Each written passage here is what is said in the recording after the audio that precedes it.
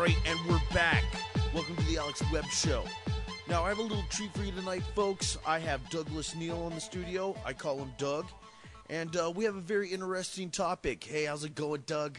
Great, Alex. Thanks for having me on the show. Okay, now we're talking about the nothing. We know it's there, but the puppets in our government won't admit it.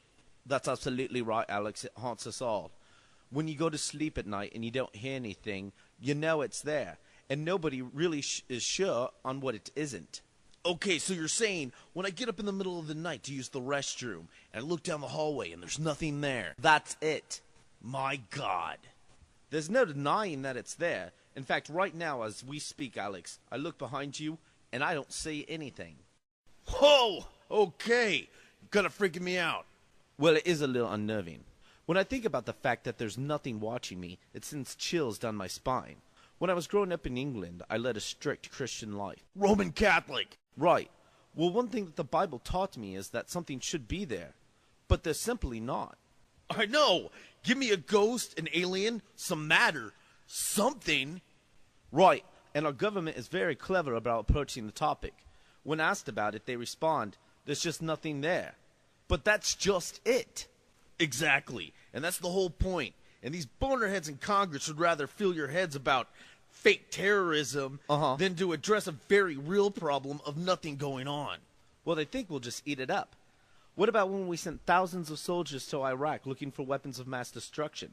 They found nothing then, and we're aware of that. But good luck getting the government to talk about it.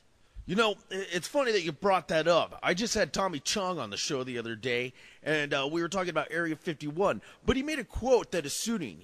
He said, just because you see something doesn't mean that something's there.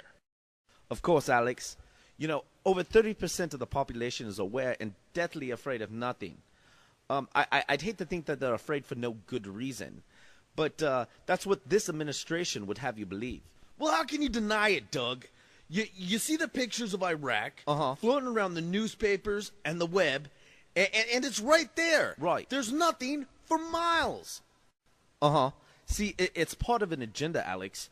You have all of the third world countries where nothing happens. It gets concentrated, and then it flows over into its surrounding countries. And the world leaders know it's lethal. Well, yeah. You know, you just look at Somalia. In fact, you can Google that right now. The nothing has gotten so out of control there that these kids are literally eating nothing. It's sick. Well, earlier you mentioned Area 51.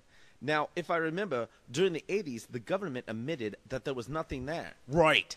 And sometimes they fly the helicopters and the UFOs around there to make it seem like something's going on there, when in fact, it is tarnished with nothing. Right. Hell, in the 40s, the government said that there was nothing there, but the ufologists flooded the media with stories of UFOs and aliens. Come on, man!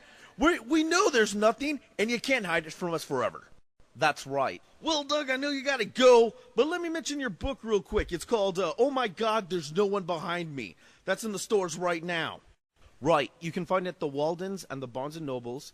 I will also be at the Walmart in Phoenix doing some book signing on February 3rd. Very good. Don't miss that. When we come back, the topic, fences, and how they are really there to keep us out. One more thing, Alex. Yep. I fear nothing, and you should too. Amen to that.